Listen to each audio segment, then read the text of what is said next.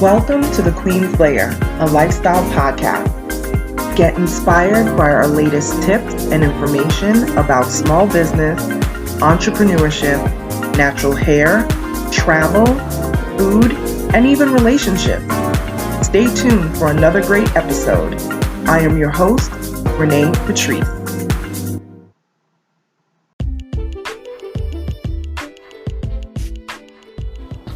Welcome back, everybody. Thank you so much for tuning into my podcast once again. I was supposed to do this recording yesterday because I wanted to be on the very first day of August, but it didn't turn out that way because I just had so much going on. It's August, you guys, 2020. It's also Leo season. It's also 20 days away from my birthday. And I will say this, I've never really been much of a birthday celebratory type of person. I'm the type of person that will just go out to dinner, and just spend time with friends and things like that. But in this pandemic, that is going to be very tough to do this year. And personally, I don't want to put myself at risk. So it's going to be low key this year, and I will stay in. And whatever happens from there, happens from there. So we'll just go with that. I know that people are struggling through this pandemic. We are moving into month 5. I believe it's month 5 of this COVID-19 global pandemic.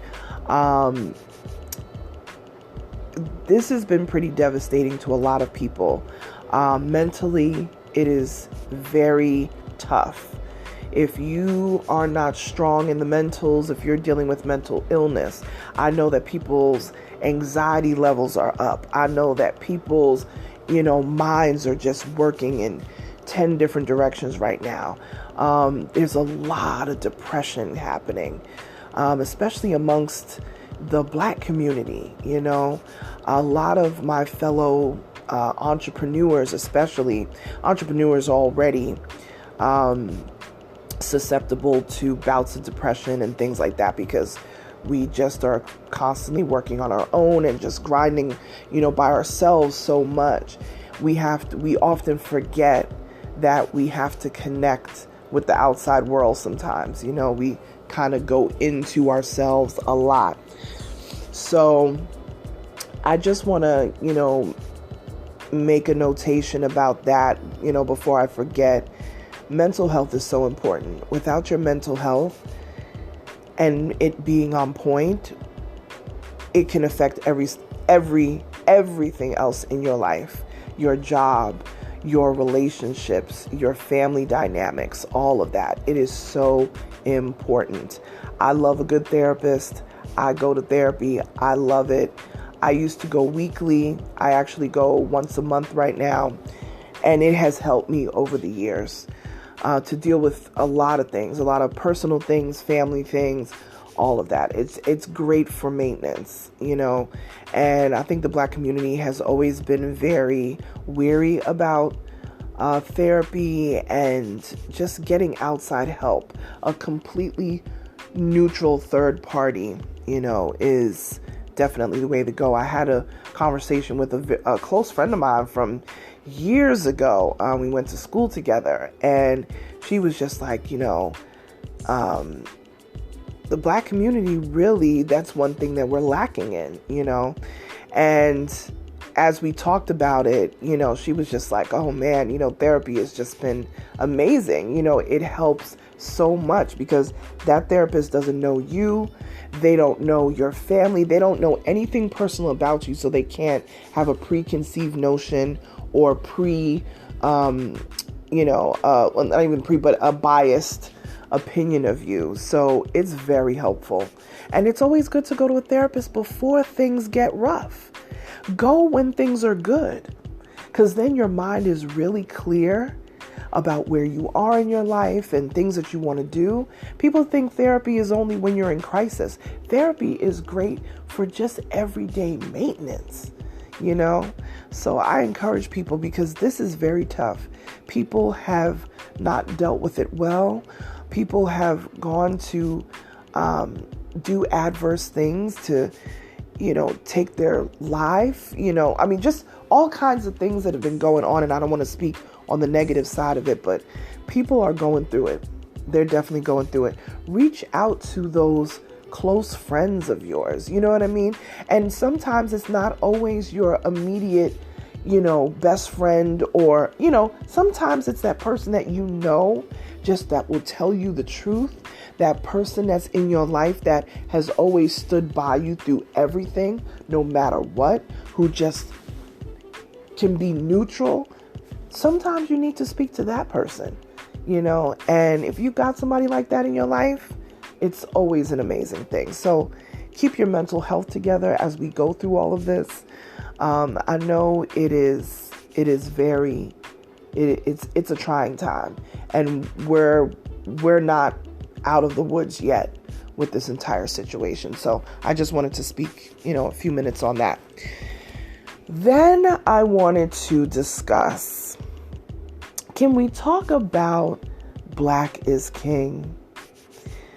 Can we talk about, if people are not aware of this, and I know you got to be living under a rock somewhere, Black is King is basically the visual album experience from Beyonce. It is the Lion King album that she did, but this is the visual experience. I did not think that I was going to be able to watch it because I did not remember that I had Disney Plus, but because I have Verizon Unlimited, I had Disney Plus, and I was like, whoa, I didn't even know I had Disney Plus all this time. So I said, let me go queue this up and watch this thing. So I did. You know what? Let me just stress from the giddy up. I'm not part of the Bayhive. I'm not.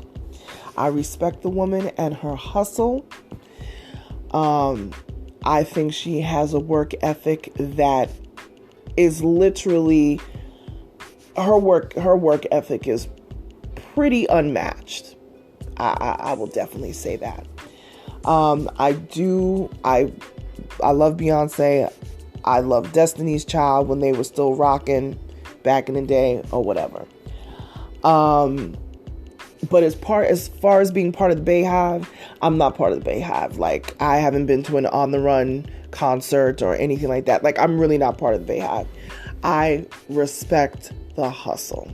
Okay? But I'm going to tell you something about this Black is King.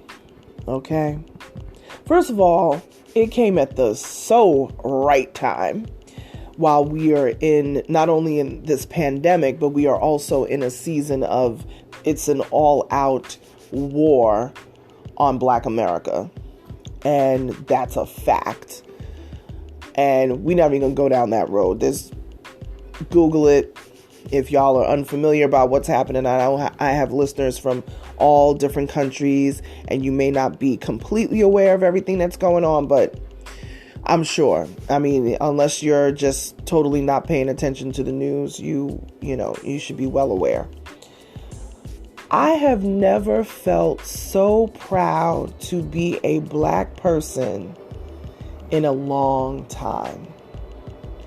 Just the way that the entire visual album was structured, the story told, we gave some biblical backgrounds, we gave ancestral nods, we gave all kinds of Black excellence in this film.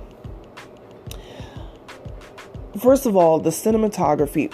Let me just give a little background. I know I always get new listeners all the time, so my background is media, film, writing, all of that. So everything media, entertainment. So that goes for radio, that goes for print, film, television. I've done it all when it comes to that stuff. I've been a director of photography before. I have been a producer of shows before. I write content for show segments and television segments. And when I tell you the cinematography in this film is amazing. I don't know. Now this is really going back to people who really do the film thing. If you just Google this, if you don't know about it, Google the movie Sankofa. Okay? Google the movie Sankofa. And also, I'm trying to think of what the other one is. Google Sankofa. It was a movie from, I want to say it was like, I was in college when that movie came out. So it was the 90s. I want to say it was the 90s. It is amazingly done. Okay? Google Sankofa. I believe it was 1993. And if it was 93, yeah, I was in school at the time. Also Google the movie Daughters of the Dust. Because that is what Black is King gave me. It gave me Sankofa / Daughters of the Dust type feels. I don't want to ruin either of those other two movies from you. And if you have not watched Black is King yet, you need to take this weekend and you need to watch it. It was so well done. It was so well constructed. It was so well presented. I can't say enough about it. But really what got to me, not only just the messaging, because every song has a message in it. Most of us now have probably listened to the Lion King album by Beyonce. If you haven't, do so. I would even say this. Listen to the Lion King album first without watching the movie. And then go back and watch the movie. Like, just put the album on in the background, clean, do whatever it is you do. And just listen to it. And then go watch Black is King. And see how she and her amazing crew and staff and people, producers, and everybody that was a part of that project, the way that they executed each of those songs, it was amazing. It was amazing. And that's all I'm going to say. I don't want to spoil it for people with, particular details.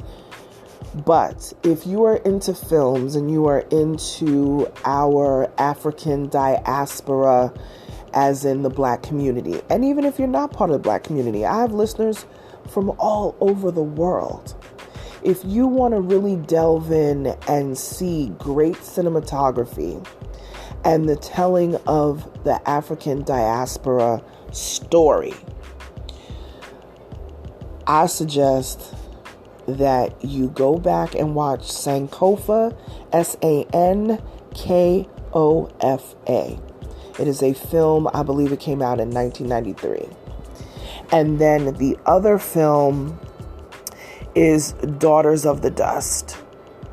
And Daughters of the Dust also came out in the 90s. I believe that movie came out in 91. And that movie is just incredible. Again, the cinematography is amazing.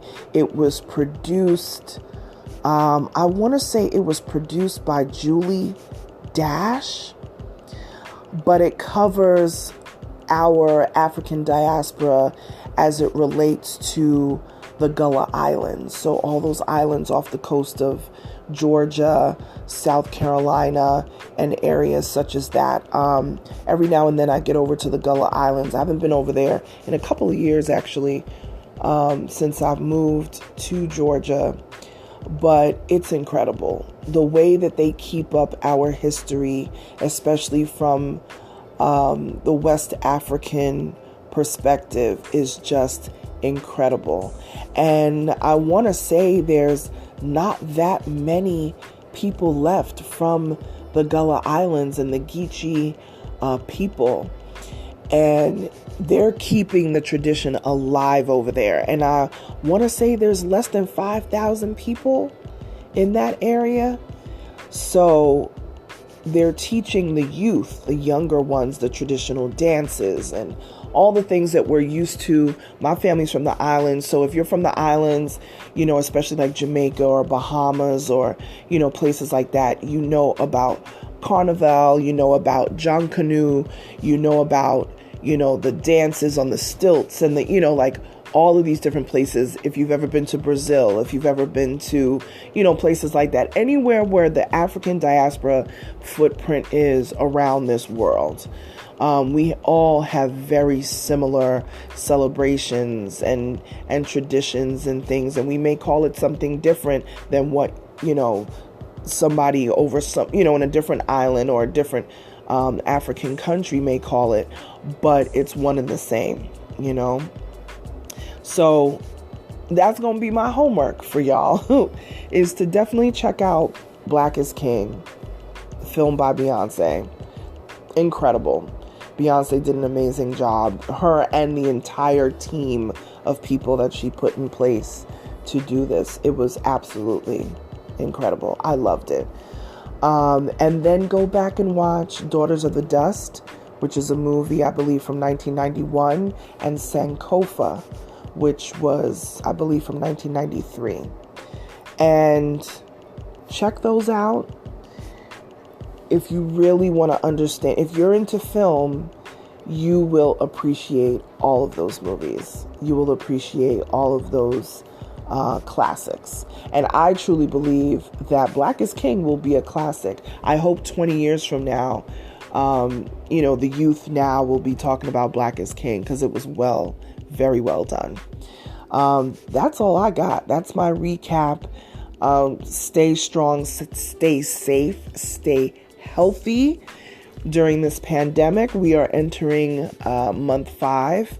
This is not the time to get lax. I know we see numbers spiking, all over the place as different states are opening and things like that. Just be smart and use your common sense, and we got to take care of each other, because we're all we got, we're all in this together. So if you want to continue the conversation, you know where you can find me, at Onyx Queen Media on all socials. I'll talk to you guys soon. Bye.